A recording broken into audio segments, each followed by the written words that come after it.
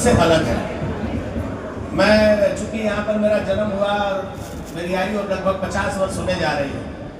पश्चिम बंगाल में यहाँ के जो मूल निवासी हैं उसमें 95% लोग मांसाहार भोजन करते हैं, मतलब मछली के बिना उनका चलता नहीं है। बंगाल में भारतीय जनता पार्टी यहाँ की जनता की मनोभावनाओं के अनुसार भारतीय जनता पार्टी का शासन है। यहाँ की जनता को उत्तर में बहुत प्रसन्नता है, बहुत आनंद है।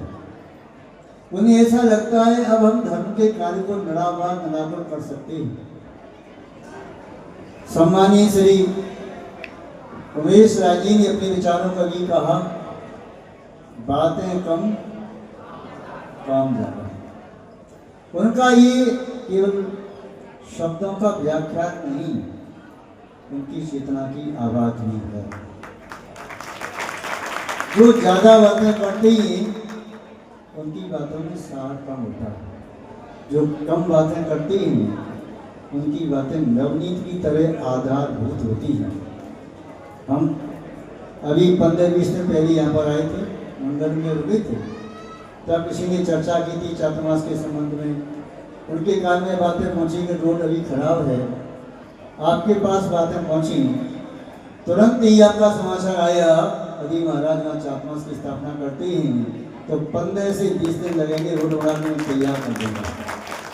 ये होती है निष्ठा की भावना, ये होती है हिंसा की भावना, ये होती है धर्म के प्रति समर्पण की भावना।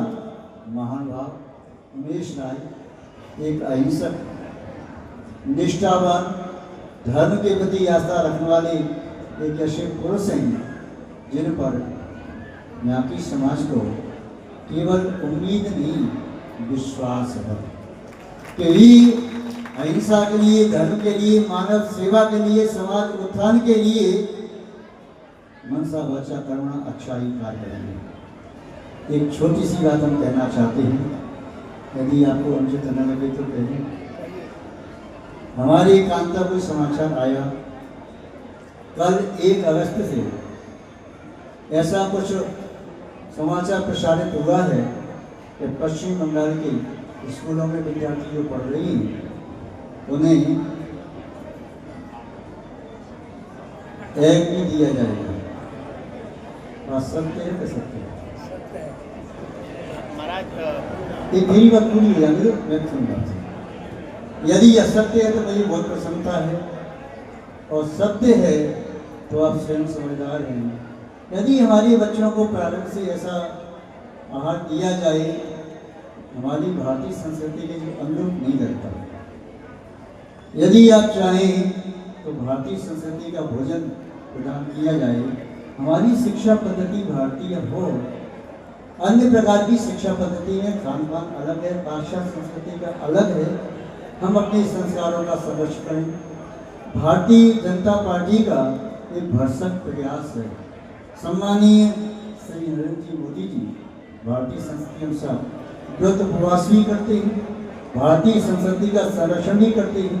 G20 में अभी जितने भी विदेशों से प्राइम मिनिस्टर या प्रेसिडेंट आए, उनको उनकी पद्धति के अनुसार भोजन नहीं कराया, उनको उनकी संस्कृति का भोजन नहीं कराया, भारतीय संस्कृति का भोजन कराया।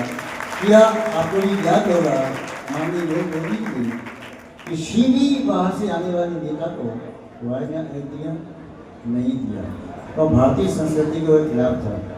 हम केवल आपसे इतना संकेत कर रहे हैं, आप हमारे अपने ही, हम आपको अकेले में कमरे में बुलाएंगे, चर्चा करेंगे, आपकी समस्याओं को भी सुनेंगे।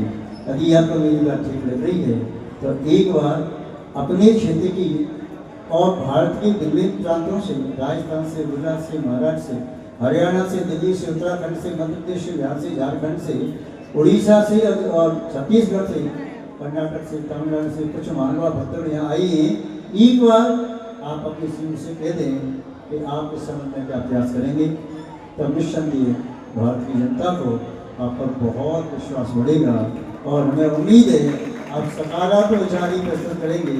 हम अंतरात्मा से आपको बहुत बहुत आशीर्वाद देते हैं, बहुत बहुत आशीर्वाद देते हैं। सम्मानित श्री उमेश से अलग है। मैं चूंकि यहाँ पर मेरा जन्म हुआ और मेरी आयु अब लगभग 50 वर्ष होने जा रही है। पश्चिम बंगाल में यहाँ के जो मूल निवासी हैं उसमें 95% लोग मांसाहार भोजन करते हैं, मतलब मछली के बिना उनका चलता नहीं है। मतलब ये वो कल्पना भी नहीं कर सकते हैं। पिछले चुनाव में एक बड़ा मुद्दा बना था कि भारतीय जनता पार्टी की सरकार बनेगी तो बंगाल में मांसाहार बंद कर देंगी। बहुत बड़ा आंदोलन हुआ और हम लोगों को बैकफुट पर जाना पड़ा था कि हम किसी का आहार हम जबरन किसी का बंद नहीं करेंगे। और मैं आपको बताते हुए मुझे गर्व होता है कि मेरे मुख्यमंत्री माननीय शुभेंदु अधिकारी जी ने पश्चिम बंगाल में जो बच्चों को मिड डे मील दिया जाता है, ये तो दिया जाता है बहुत दिनों से, तो उनके भोजन में ये सारी व्यवस्थाएं थी। लेकिन माननीय मुख्यमंत्री जी ने सदन में ये कहा कि हम पश्चिम बंगाल के बच्चों को पौष्टिक आहार देंगे और वो पौष्टिक आहार देने का पूरा काम उन्होंने इस्कॉन को दे दिया, जहां पर शुद्ध शाकाहारी भोजन बनता है।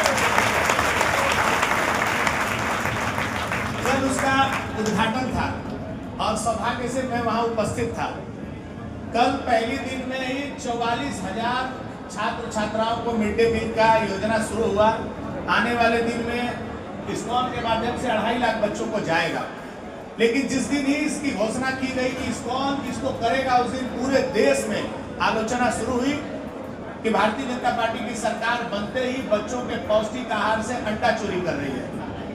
जो प्रदेश अध्यक्ष जी है वो बिना किसी एक दिन बिना मछली खाए नहीं रहते, लेकिन वो अपने आप को शुद्ध शाकाहारी बोलते हैं। बंगाल का महाराज जी इस यहाँ का थोड़ा सा दूसरा व्यवस्था है। मैं आपको आश्वस्त करता हूँ